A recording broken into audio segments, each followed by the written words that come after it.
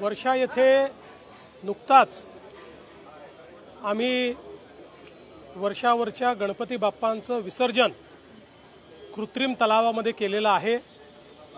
10 दिवस बाप्पा वर्षावर विराजमान होते आणि संपूर्ण महाराष्ट्राला आशीर्वाद देत होते। त्यामुळे निश्चितपणे त्यांच्या जाण्याची हुरहुर आम्हाला सगळ्यांना असतेच, पण पुढच्या वर्षी ते पुन्हा येतील याचा देखील आनंद असतो। आज राज्यभरामध्ये अतिशय उत्साहाने गणेश विसर्जन चाललेलं आहे। सगळीकडे उत्साह आहे।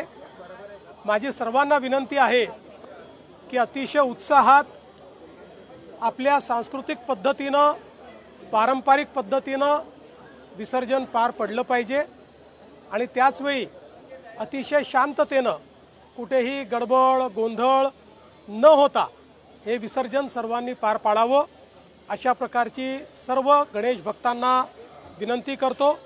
श्री गणेशाचा आशीर्वाद हा सर्वांना प्राप्त व्हावा आणि पुढच्या वर्षी गणपती बाप्पा पुन्हा लवकरात लवकर यावे अशा प्रकारची गणपतींच्या चरणी प्रार्थना करतो।